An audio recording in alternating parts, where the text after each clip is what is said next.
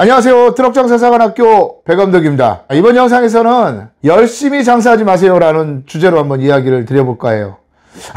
얘 또 뭔 말이야. 열심히 장사하지 말라는 얘기가 이 시국에 지금 먹고 살기도 힘든데 열심히 안 하면 어떻게 살라고 라고 생각하시는 분들이 있을 거예요. 그런데 저도 그랬거든요. 트럭 장사를 처음 시작했을 때 제가 이제 2012년도 6월 달에 트럭 장사를 시작했는데 정말 남들보다 더 열심히 했어요. 내가 생각하기에는 열심히 한다고 생각을 한 거죠. 아침에 보통 5시 정도에 나와서 밤 1시, 2시까지 장사를 했단 말이에요. 근데 그렇게 열심히 했는데도 오히려 더 상황은 더 악화되고 장사는 계속 안 되고 그랬을 때 제가 눈물을 흘리면서 그렇게 말한 적이 있거든요. 제가 이제 그때 당시에 신을 믿는 건 아니었지만 하늘에다 대고 그런 말을 했어요. 이것보다 더 어떻게 더 열심히 해야 내 인생이 그래도 바뀌는 건 둘째치고 한 줄기 빛이라도 이렇게 비치겠냐고 제가 하소연을 했어요. 이것보다 더 어떻게 열심히 하라는 소리야 내가. 이 정도 했으면 됐지 얼마나 더 열심히 하라고 제가 원망을 한 적이 있어요. 근데 열심히만 해서는 상황을 바꿀 수가 없습니다. 세상을 바꿀 수가 없어요. 나의 지금 현실을 바꿀 수가 없어요. 그것 플러스 알파가 돼야 되는 거죠.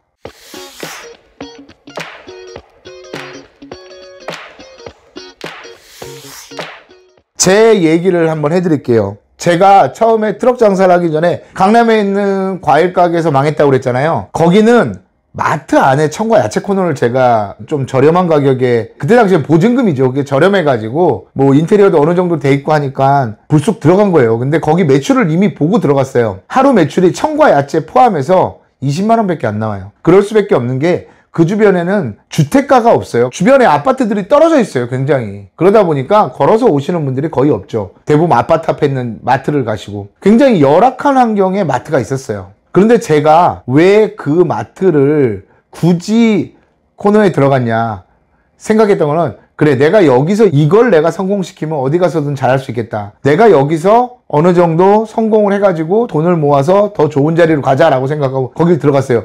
그리고 이제 여기 있는 마트를 어떻게 활성화시킬까를 고민을 했죠. 일단 직장인들이 많이 와요. 어느 정도로 많이 오냐면 점심시간이 되잖아요. 그러면 삼성전자하고 삼성물산하고 삼성생명이 서초사업소가 거기 있어요. 11시 반부터 점심시간 쏟아져 나오기 시작해서 식사들을 하고 그 회사원들이 어딜 가냐면 산책 겸해서 제가 하고 있던 그 가게 그 바로 뒤가 공원이에요. 굉장히 길게 돼 있는 경부고속도로를 따라 쭉 공원이 돼 있는데 거기를 걸어 다니세요. 굉장히 거기가 경치도 좋고 강남임에도 불구하고 공기도 좋아요. 그래서 거기를 이렇게 걸어 다니시더라고요. 산책 맛집이죠. 근데 제가 그 산책 코너 앞에 있는데 대부분 와서 뭘 하시냐면 담배를 사시거나 음료수를 사시거나 아이스크림을 사가요. 거기서 아이스크림과 음료와 생수와 이런 매출은 어마어마했어요. 거기가 그 점심시간 1시간에 팔리는 양이. 그래서 이 직장인들을 공략하기로 한 거죠. 어떻게 했냐면 직장인들이 오면 앞에다가 문구를 썼어요.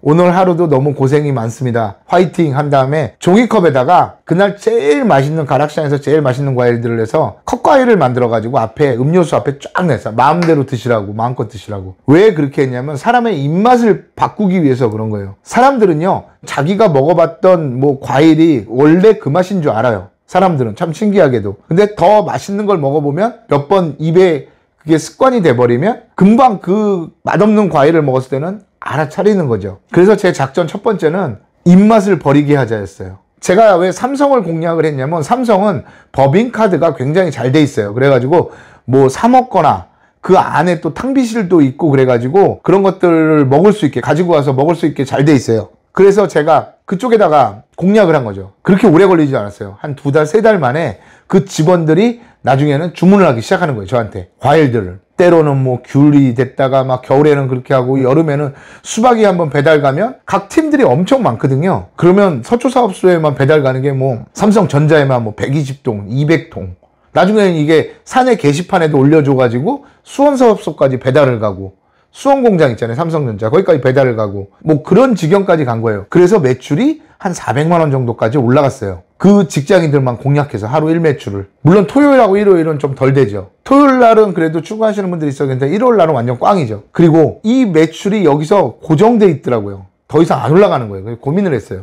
어떻게 하면 더 매출을 올릴 수 있을까? 더 올리고 싶죠, 저는. 왜 나가는 돈이 너무 많으니까. 예전 영상에 그런 얘기를 올렸을 거예요. 제가 계산을 잘못해가지고 뜯기는 게 많았다고 주인한테. 그래서 어떻게 하면 더 매출을 더 올릴까 고민하다가 그 앞에 스포츠 센터가 하나 있어요. 뭐 골프, 수영장도 있고 헬스, 뭐 테니스, 뭐 여러 가지 할 수 있는 종합 스포츠 센터가 크게 있거든요. 근데 거기에 오시는 분들이 굉장히 클래스가 높아요. 사회적으로 안정되신 분들, 또 자산가 이런, 거기가 굉장히 오래된 이름 있는 곳이다 보니까 그 동네 사람들도 많이 오시고 또 그 주변 대표분들도 많이 오시고 아주머니들도 돈들이 많아요. 기사 딸린 차 타고 오시는 분들이 많으시더라고요. 그래가지고 저기를 어떻게 공략할까 고민을 했어요. 제일 좋은 거는 거기 사우나가 있거든요. 거기 사우나 이모들하고 삼촌들을 잘 섭외해서 이분들이 아침에 오시거나 점심때 오시거나 하시는 그 회원님들한테 우리 과일을 맛보게 해주는 거, 그게 제일 좋은 방법이다. 저 나름대로 그렇게 판단을 한 거죠, 제가. 그래가지고 거기 헬스장을 끊으러 갔더니 그때 당시에 10년도쯤에 거기 헬스장 가격이 부가세 포함 88만 원이래요. 한 달에. 우리 동네는 1년에도 그 돈도 안 돼요. 30만 원이에요. 1년에. 너무 깜짝 놀란 거예요. 도저히 거기는 못 끊겠더라고. 너무 비싸가지고. 근데 왜 거기를 끊으냐면 그냥 가가지고 삼촌들한테 저희 과일 옆에 마트인데요. 제가 청각코너 담당자인데 이 과일 좀 맛봐주세요. 그러면 그렇게 뭐 친분도 별로 없고 얼굴도 잘 모르는데 그렇게 막 적극적으로 안 하고 자기가 집에 가져갈 거 아니에요. 그래가지고 제가 어떻게 할까 하다가 수영이 싸더라고요. 유독 거기는. 그래가지고 아침반을 제일 먼저 하는 아침반을 들어간 거예요. 수영하면서 사우나도 이용하면서 삼촌들하고 친해진 거예요.